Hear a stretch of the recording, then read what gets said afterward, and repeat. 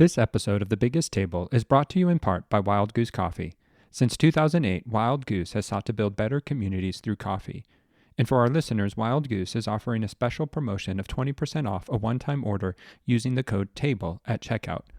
To learn more and to order coffee, please visit wildgoosecoffee.com. In this episode of The Biggest Table, I explore various aspects of Christian faith and community with Dr. Scot McKnight. The discussion emphasizes maintaining curiosity, humility, and ensuring Jesus remains the focal point in church activities and teachings. Key themes include addressing deconstruction in modern Christianity, the importance of communal gatherings around a table akin to early Christian traditions, and the transformative nature of interactive church settings. The symbolism of Jesus as the bread of life is examined both in spiritual and social contexts, advocating for equitable practices and support within the church. The conversation underscores fostering community, imagination, and fellowship, reflecting on personal experiences and the symbolic power of shared meals in embodying God's love.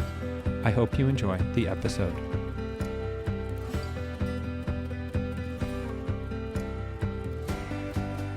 Hello, and welcome to another episode of The Biggest Table. I am your host, Andrew Camp, and in this podcast, we explore the table, food, eating, and hospitality as an arena for experiencing God's love and our love for one another. And today, I'm thrilled to be joined by Dr. Scot McKnight. Scot McKnight is an American New Testament scholar, historian of early Christianity, theologian, and author who has written widely on the historical Jesus, early Christianity, and Christian living. He is the author of more than 90 books, including Jesus Creed, The Blue Parakeet, Kingdom Conspiracy, A Fellowship of Difference, A Church Called Tove, and Pivot, the last two of which he co-authored with his daughter Laura. Dr. McKnight is also an ordained Anglican deacon and canon theologian for the Diocese of Churches for the Sake of Others with Anabaptist leanings, and has also written frequently on issues in modern Anabaptism. So thanks for joining me today, Dr. McKnight. It's just an honor to have this conversation. And like I said earlier, I've been following your work for 20 years, and your work has informed my thinking and probably many of our listeners, and so really appreciate this opportunity. Well, thank you, Andrew. It's good to be with you and to be at the table, the big table. The big table, yeah. I want to start here before we talk more about the table, and especially in New Testament teachings. What I've really appreciated about you and your work is your genuine curiosity and humility that you've exhibited, that for the past 37 years in a career that's spanned a lot and you've seen a lot, you've seemed to have remained curious and humble, willing to elevate other voices. And so I was curious as I was thinking about you and preparing for this, like what has allowed you to stay curious and not become more rigid in certain aspects? You know, sometimes when people grow older, they become more rigid, and yet you seem to embrace this curiosity, humility, and how have you leaned into that? That is a good question. And I've never been asked this question. I don't know that I've ever thought of it, but it was interesting. Someone said that about me recently, and I was having lunch with a pastor who said, "You should keep teaching. You're still curious."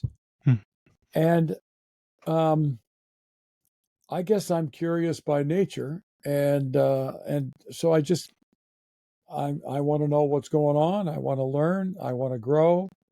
I'm willing to shift my views, although I tell my students I'm not changing my view on Romans or on the New Perspective.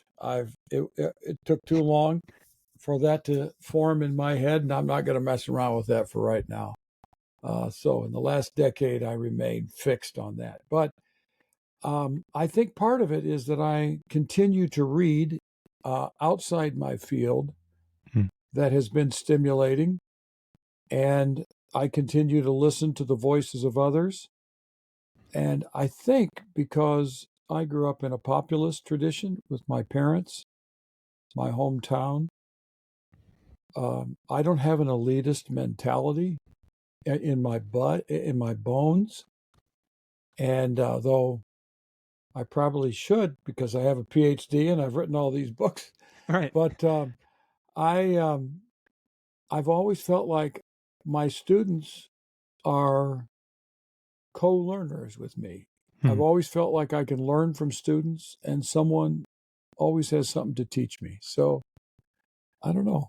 It's a good question. I'm going to have to come up with a intellectually sound answer at some point on this question.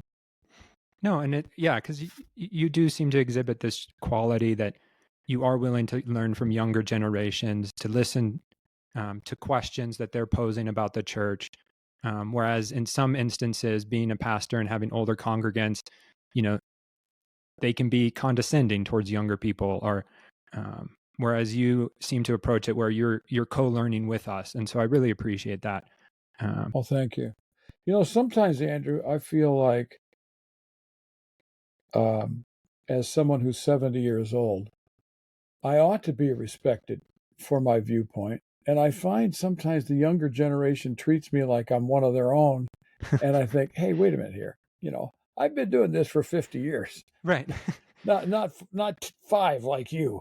No. And your opinion is not very well informed, but it's just the way I am, I guess.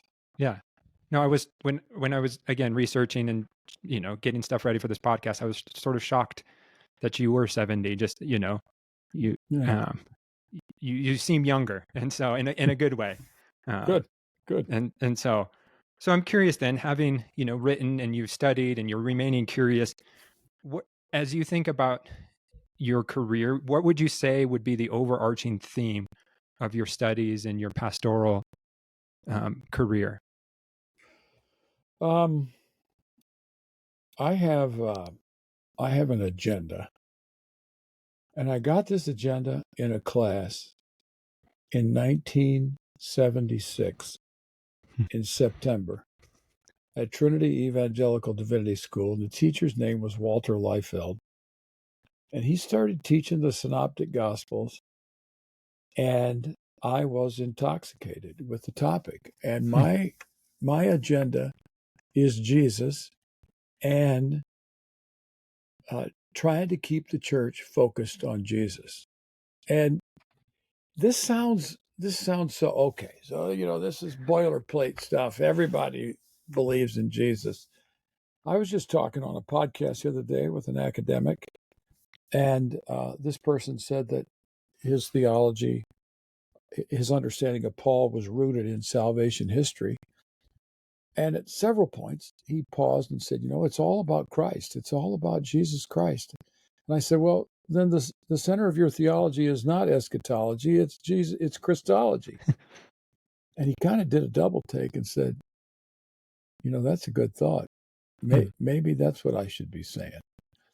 Well, my agenda is to keep the church focused on Jesus, and to make sure that every Sunday when people gather together, that they come away with a fresh or a renewed or a reminded vision of who Jesus is. People should come to church expecting to encounter Jesus. Not that church, not that church's music, not some special systematic theology. Now that sounds really good and like that's what every church does, and it's simply untrue. That's not what every church does, and it's so noticeable at times for someone like me. So my overarching theme is to keep things focused on Jesus. And how, because like you said, most churches will say that is their overarching goal, and yet many churches, too often we hear about it today, are falling woefully short of that. And so how do you challenge, and how could one, for a listener sitting there who's like, okay, my church says that they're doing that, what might be a litmus test? Or and I don't even think that betrays the significance of the question, but how do we go about Yeah. weighing this then? Okay, I would say that you don't have exit interviews, as obviously every Sunday. Mm-mm. But as people leave, a fair question would be, what did you experience today? Hmm. What was most prominent? And I think people would say the sermon, the pastor, the music, the theology, the building, the facilities, the ministry to kids. all those things are useless if they're not leading people to Jesus. And Hmm. so to me, it's in a sense, it's a repackaging, but it's more than that. It's not simply a new use of language to say, our Sunday school is about Jesus. That's a nice idea. I think everybody ought to say that, Right. and probably everybody would. But is Jesus the center of what happens in Sunday school? Do kids come away saying, we heard another story about Jesus? Do Hmm. young adults come away from their adult Sunday school class?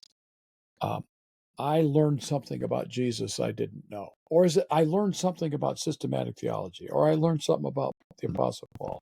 Look, I talk about the Apostle Paul a lot because I teach the New Testament.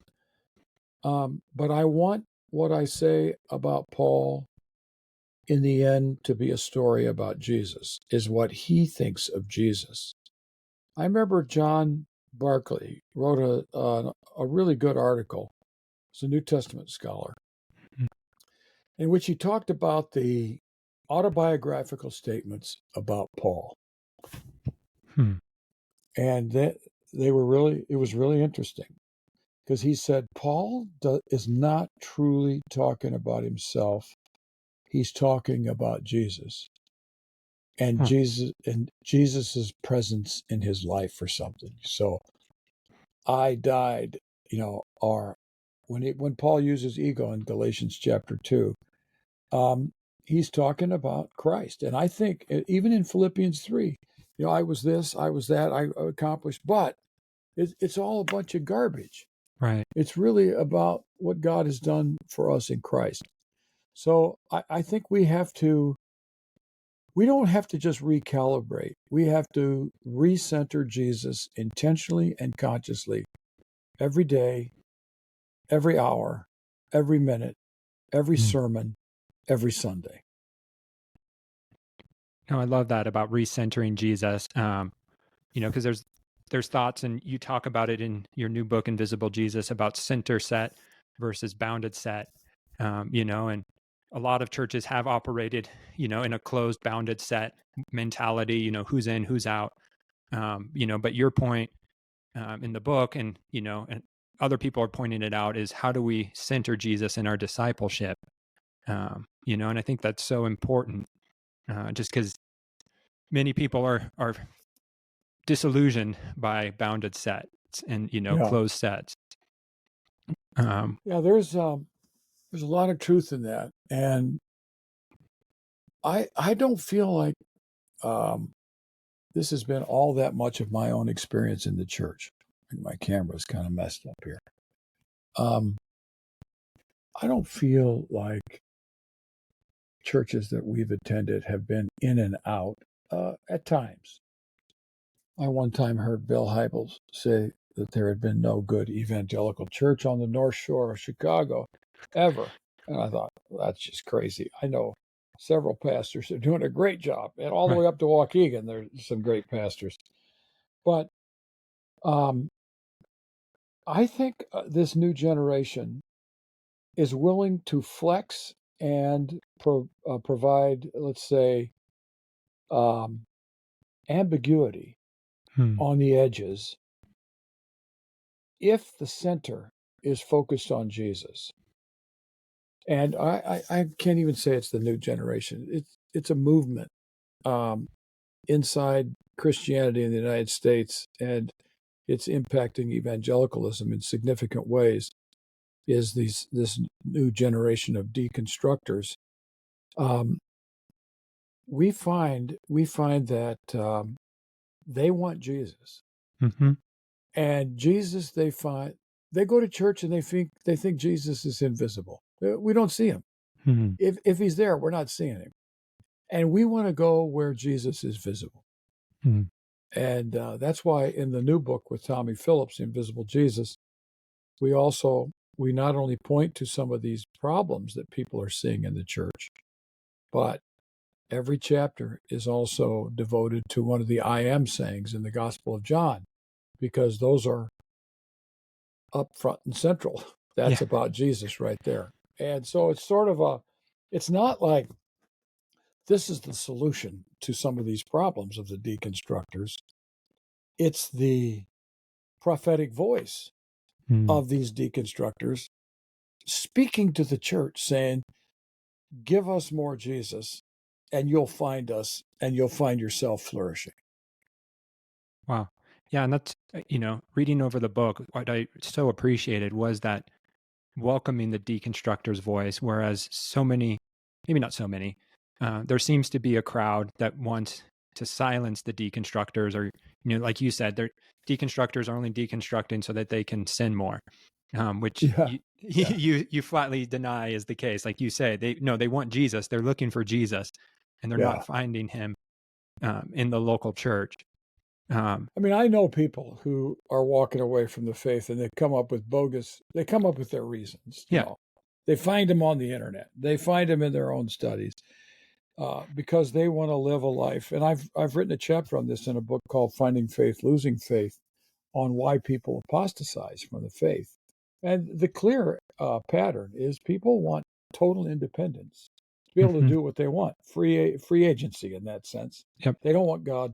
They don't want Jesus telling them what to do. They don't want the church. I know there are people like that, but we are concerned with another audience that is getting a bad name when people start talking about deconstructors and deconstruction. Is these deconstructors need to be listened to because they're saying something about the church that needs to be heard. So the Hmm. original, Andrew, the original title was The Prophetic Voice of Deconstruction. And the publisher, they thought that was a good theme, but they just felt like it wasn't that good of a title. And Tommy's the one who's creative about this stuff. I think Tommy came up with Invisible Jesus, and Zondervan really bit with that one. But we Yeah. still have this theme. It's a prophetic voice. It's speaking to the church. And one of the things that we discovered in a study that most people don't know about is that um, many of these people who use the term deconstruction and leave a church are not leaving the faith. They're finding another church Hmm. where Jesus is more central. That this is a part of deconstruction that is being ignored, and we Huh. want to give these people voice. I really appreciate that. And listeners, if you're in that phase where you are questioning or wondering where you fit and you're deconstructing and asking important questions, don't stop asking. Find the place where your voice can be heard. Um, and don't let people silence you. Yeah, You have good for something you. important to ask. Um, And they need a place that's safe to ask these questions right. because you know if your question is just, let's just say, a momentary curiosity, that's fine. Yeah. And if no one can answer your question, you don't care. But if your question is profound, you know, how does God's love fit with these war scenes in the historical books of the Old Testament? Uh, and you really are troubled by this.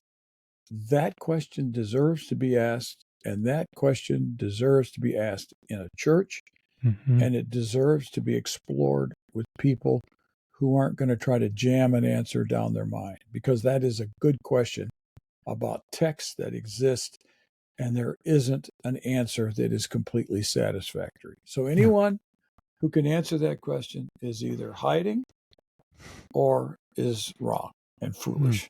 Yeah.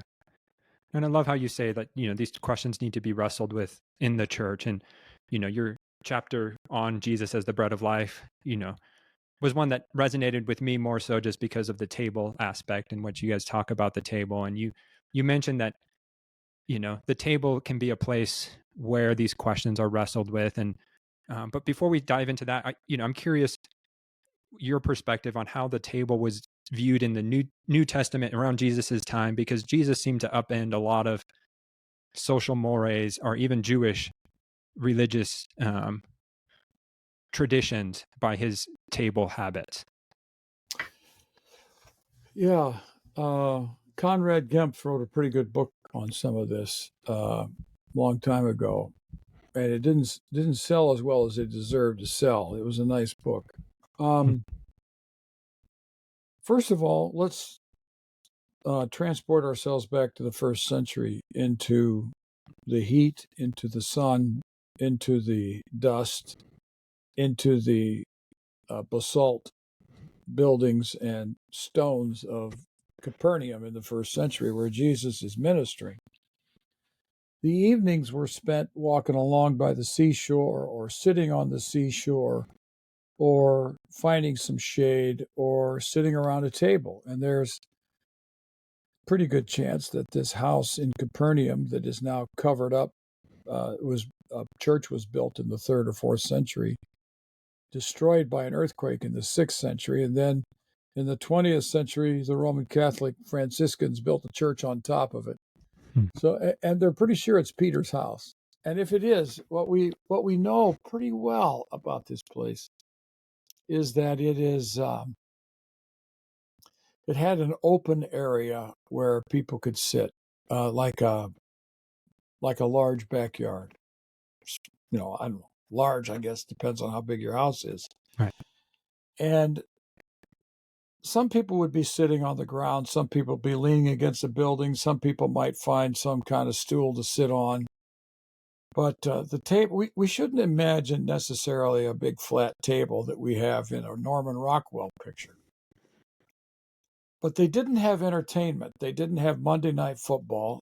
They didn't have the Olympics. At least they didn't have them in Galilee. Right.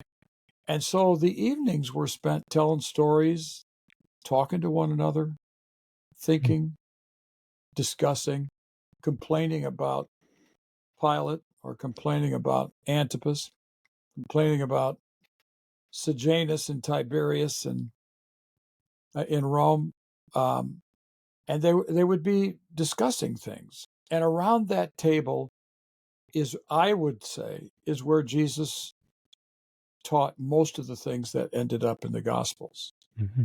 So, for instance, in Luke 15, when we know the parable of the prodigal son, but it arose because the Pharisees were grumbling that Jesus was eating with tax collectors and sinners. Now, what Jesus was doing was not contrary to Judaism, but it offended some kinds of Jews, usually called the scribes and Pharisees in the Synoptic Gospels. John calls them Judeans, or Jews, and he means Judeans, and that's the authorities. And they're complaining because Jesus is transgressing what they think is appropriate piety. And Jesus, I think, his basic response is, God loves all people. These people have a heart for God too. And what I want is for people to sit at the table with me and to learn what the kingdom of God means in fellowship with one another, in conversation with one another, and in watching people's lives who continue to sit at the table with us be transformed. And it wasn't one of these walk down the aisle, suddenly change, go off to Bible college and become a world famous missionary in 1 week. Right. It was a question and answer. It was commentary. It was going home to mom and dad and coming back with answers from a local synagogue instructor, and coming back and saying, well, Jesus, what about this? And Jesus would respond. And over time, a lot of these people in contact with Jesus sitting around the table caught a whole new vision of what God was doing in the world, and they joined the kingdom coalition that Jesus was forming. And the evidence of the Gospels is the crowds were overwhelmed and impressed with Jesus, and he was constantly attracting a large audience of people because he had things to say, because he made promises about what the kingdom of God could bring. Hmm. And so there was this give and take, this idea of the table, and so we seem to have lost the table, and Jesus gives institutes the Lord's Supper, as a means of remembering who he is. Um, and so the table, you know, being raised in the evangelical world back in the 80s, um, the Lord's table was minimized, and then I think that has implications for then what we think of as we gather in our homes. Um, and so what should the role of the table be for the church and for Christian formation? Yeah. The closest we get to the table in most churches today is in small groups, is when we sit around and maybe read a passage from Scripture or pray together or fellowship with one another. That's where formation occurs. And in the early church, um, that was the setting for virtually everything. I mean, it Right. wasn't a sermon on Sunday, but let's transport that into the 21st century. And we go to church to hear a sermon and to hear music. There's no table at all. And even if a lot of churches have the Lord's Supper only 4 times a year or sometimes once a month, and they think they're being extravagant. I'll be honest with you. I've had pastors tell me, we're going to tack the Lord's Supper on the end of the service. Right. And I was at a church one time where as you left, there was a little cup and a little piece of bread that you took on your own as you walked out the door. Hmm. And I mean, it's like almost like drive-through Eucharist. Right. I mean, it's not Eucharist, and it is drive-through. That's walk-through. So we don't even value the table as, let's say, a central symbol in what church is. Mm-hmm. It's something that happens ritually once a week, once a month, 4 times a year, a couple times a year at big events. However it is done, it is not the central symbol. The central symbol in most churches today is a pulpit. Mm-hmm. And then you could say the choir behind him or whatever is behind him, the stage, the screens. Those are the central symbols. I remember a friend of mine who's a former student, Episcopalian priest, who went to a large church. And I asked him what he thought. He said, there isn't even a cross in the church. I said, what do you mean by that? He said, every church, ever since we've been building churches, have been in the shape of the cross, and at least a cross is at the front of the church. There was no cross in the church at all, and nothing on the stage, nothing on the screens, nothing behind. The symbol was an entertainment center. It was a platform. And we don't have the table as a symbol. But if church is fundamentally about a small group, in other words, a table, people fellowshipping in a living room, whether it's a big table or not, Right. I think all of a sudden the symbol of who we are and what we do has completely changed. And over time, that will be formative for us. I'm with you, Andrew. I'm with you totally. No, you are. And yeah. And that's what I appreciate is you seeing that this table forms us and that, what was it? You had a great quote in your chapter, and you told us to tweet it on, when you were talking about Jesus as the bread. You say, the lack of relationship reveals a deep problem in the church. The posture of passive sitting is not forming people for active participation and growth. And then in parentheses, you say, tweet that. That probably was Tommy. I know. That's pretty good. I'd like to take credit for that. So I'll have to ask him, Tommy, did you write that or did I? But that's exactly right. Tommy is the one who talked to me about this one time, and then in class, and then he wrote some of that about what happens when you come to church and you're passively sitting there. Mm-hmm. And I explained it as it's the lecture hall mentality, is that this was imbibed from classrooms in the ancient world, and then it became a basilica, which was a long a long thing with everybody up front that was important, a big long hall. That's formative. When we sit there, we're there to listen, to be quiet, to behave, to receive, like like baby birds in a nest, and then leave. Mm-hmm. You don't have that feeling in a living room or at a picnic table in a park.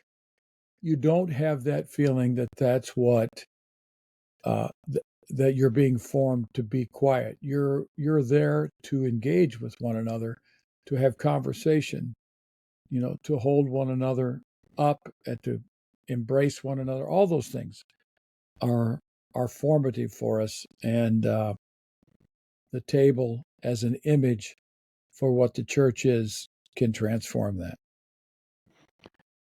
And having been, in charge of small groups in a couple churches and well connected to various small group pastors, how, because there is still a fear, and there's a desire for control. And, we want to form people through small groups, but we also want to make sure, heresy or, wacky theology doesn't find its place, or, you got to choose the curriculum for the people so that they're, but where you seem to be suggesting you want people to expose and, ask the harder questions, and so for a small group pastor who wants people to be formed in community, how how do you hold this tension of, protecting Christian faith while also encouraging robust, at times unsafe dialogue?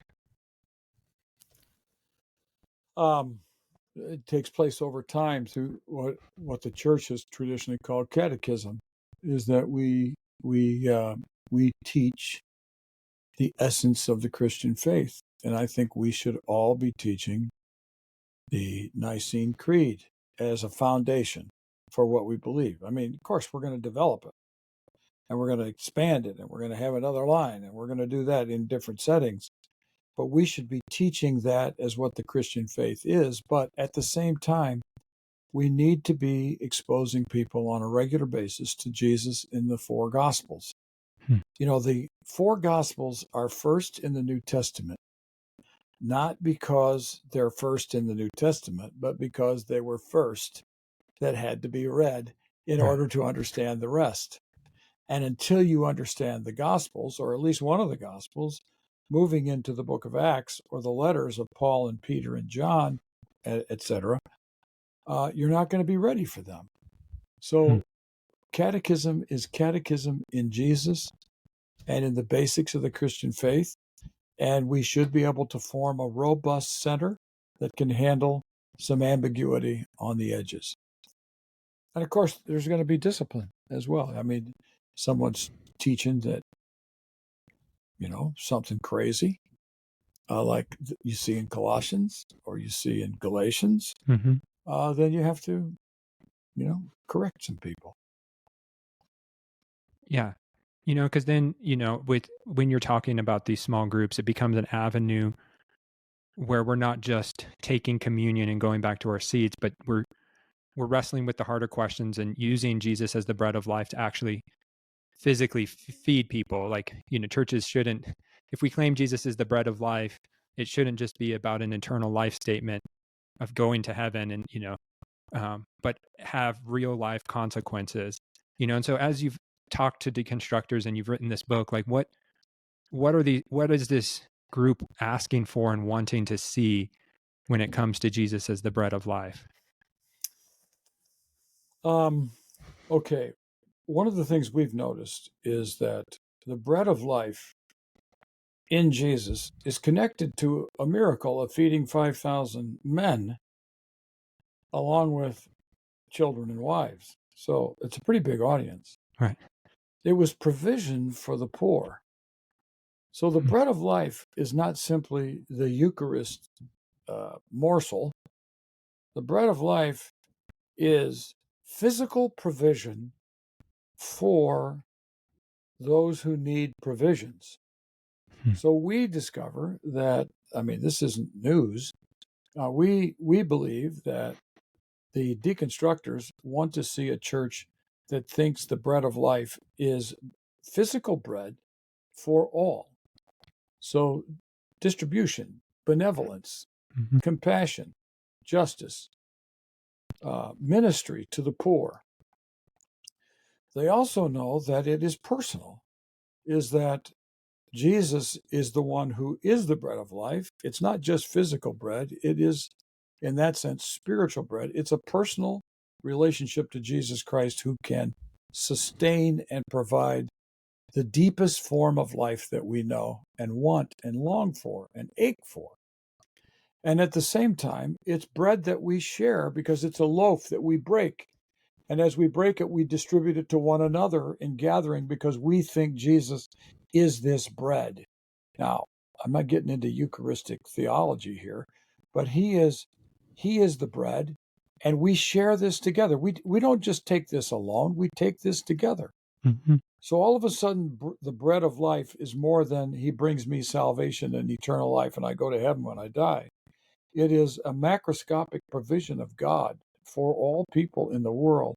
And we are charged with, by partaking of the bread ourselves, sharing the bread with one another, we become agents of the bread in this world, and we try to pass it out to others in both physical and spiritual ways. Okay.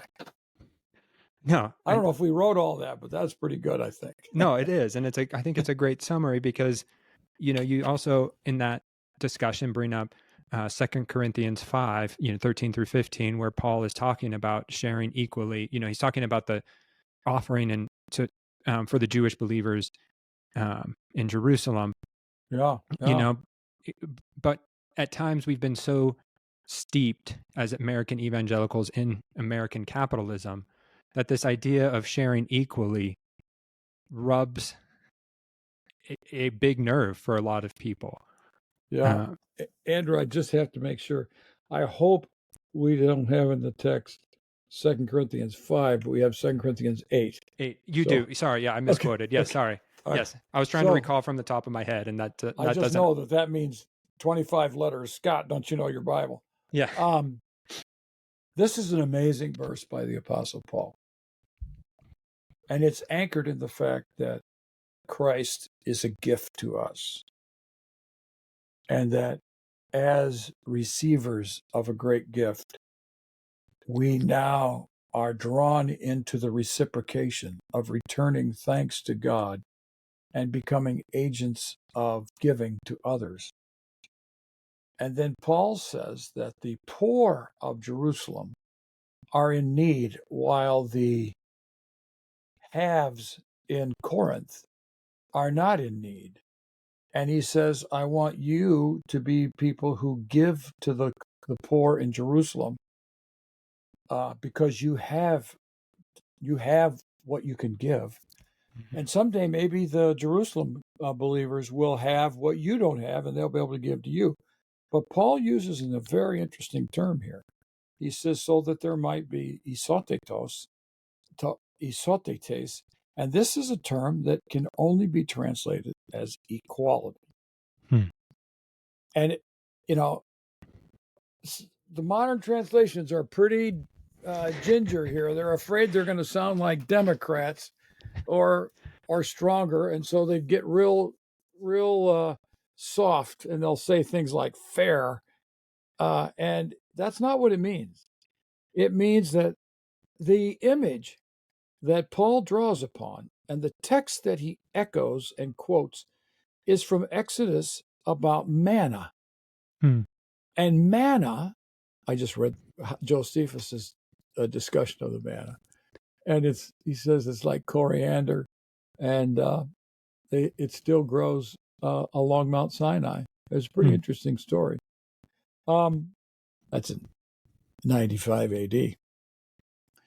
The point about the manna was that everybody had what they needed, and nobody had more than what they needed, and they had to pick it up every day, except on Friday. They got to pick it up for 2 days. Yep. Okay, now the critical factor here is Paul believes that the church should be agents of distribution so that everybody has what they want. Let me just extrapolate this politically. I am not a partisan American citizen. You, I defend what I think is true according to the Bible, and I don't worry which party it's with. If it's with the Republicans, great. If it's with the Democrats, great. I hope they're both doing some good things, but I'm not. I'm neither of them. But anybody who doesn't think that equitable wages for full-time work should be provided is deeply mistaken in a Christian sense. Hmm. If I work 40 hours, I should be making enough money to support my family. Now, we have a lot of Americans now who have dual incomes in the house. So the two of them together should clearly be able to make, if they're working full time, equitable living for that family. That doesn't mean everybody's going to have a country club house of 7,000 square feet. Mm-mm. But it should mean that we should have wages that allow people to live in our society in a way where ends meet. Mm-hmm. And I think that's an extrapolation from what Paul is saying here. That's a value that Paul placed upon Christians that is because of the goodness of God, and we should extend that into our society. I hope I And don't get you in trouble. no, I'm all about getting in good trouble. And, since Yeah. I'm no longer working for a church, I don't have to worry about what I say. And Yeah. I think what I've learned from this podcast and hearing different stories and talking to people like you is, yes, food and the table can be this joyous celebration. But if that table doesn't lead us into the broken stories and the broken systems, we're not doing it full justice. Because I think the table, our time around the table, should be motivating us to look at the systems that need to be repaired through Christ's eyes. Yeah. Yeah. And that includes food, distribution and making sure people have adequate food. And I think in our modern system, that shouldn't be hard, and yet we find it still challenging, and close to 1 billion people still don't have adequate food. That's right. That's right. Um, That's what the deconstructors see in the bread of life right there. Right. Too many people who don't have bread. And like you point out, there are churches doing work, and but there's not enough, and so then as you think about the table, then what do you hope the table can be for the Christian faith today? Well, I think the table was the place Jesus incited, stimulated, ignited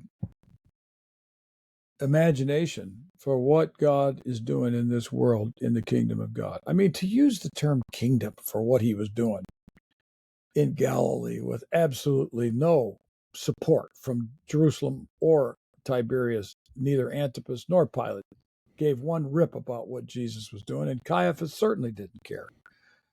Okay, so what Jesus did at the table was to stimulate the minds and imaginations of his disciples to think about what God could do in this world if we all began to live out what God is calling us to live out.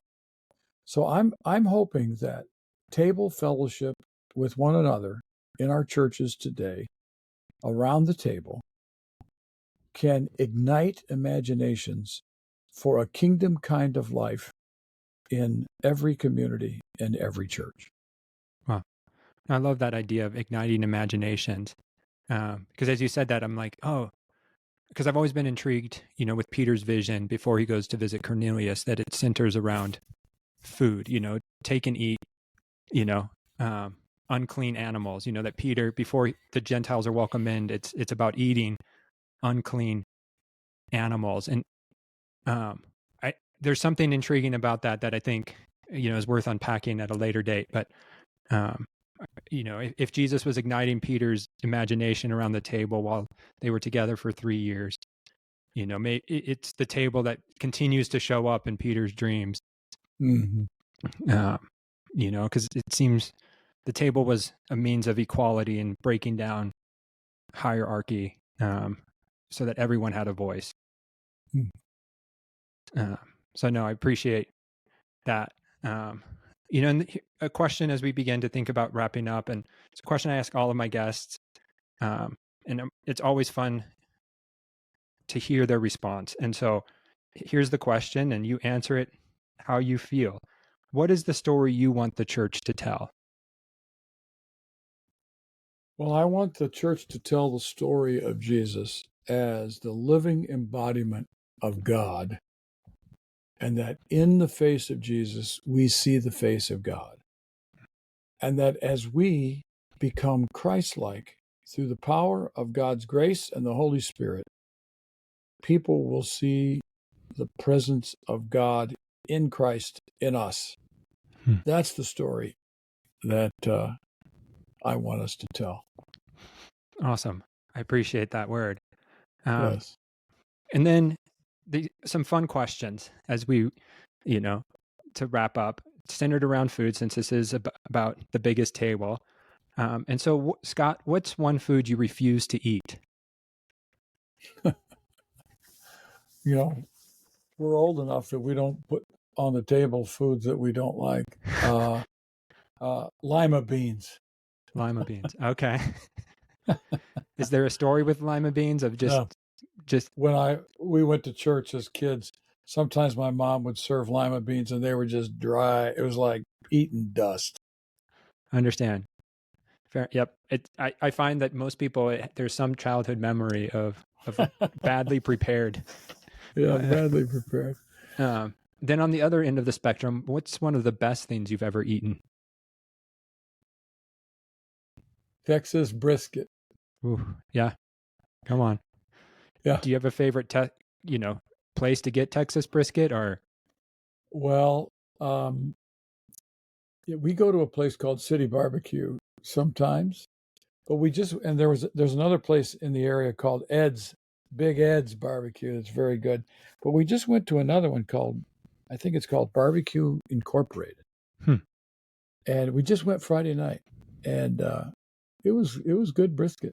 Yeah, I like to have brisket. My wife isn't big on beef; she usually gets turkey, but I like to eat brisket when I can. Gotcha. Are you a moist or the lean cut? Moist. I like the moist, but can't always get it. I understand. Yes. Fair enough. And then finally, there's a conversation among chefs about last meals, as in, if you knew you had one last meal to enjoy, what would it be?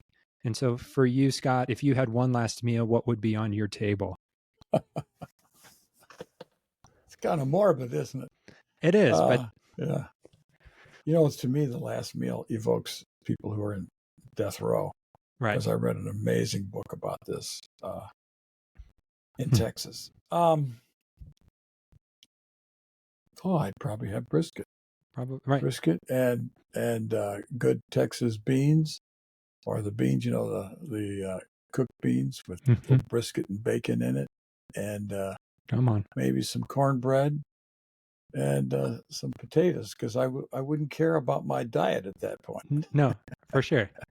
Yeah, I know a man who really he was dying, and he had diabetes really bad, and he asked the doctor, I know I'm going to die soon, very soon, like within hours. He said, can someone get me a big piece of chocolate cake? And the doctor said, we'll get you one. And he died shortly thereafter. That's what he wanted, a big piece of sweet chocolate cake. He craved it. So I'm sure. Yeah. No, there was actually a book maybe 15 years ago that asked all these world-class chefs about their last meals. And a lot of them wanted their moms cooking. And so I think, the question it's morbid, but it also evokes something of, what do we crave, and as we think about our death, what do we want to get back to? Yeah. Maybe some prosciutto and risotto, something like that would be pretty good too. So. Yeah, no, for sure. Okay. Well, Scott, this has been a privilege. If people want to follow you and, read about what you're thinking and reading, which you always seem to be reading good books, where could they find you? I'm on Substack, I'm also on Facebook and Twitter and Threads and Instagram. So, but if they Google my name, like probably Substack would pop up pretty fast. Right. And what's the name of your So, Substack? well, Substack goes by our name, so it's Oh, it is Substack Okay. Scot Gotcha. McKnight, but it's actually called Tove Unleashed, but nobody knows that. Yeah. Awesome. Well, thank Okay. you, Scott. This has been a real privilege. Thank you for taking the time to have this conversation. And thanks for joining us on this episode of The Biggest Table, where we explore what it means to be transformed by God's love around the table and through food. Until next time, bye.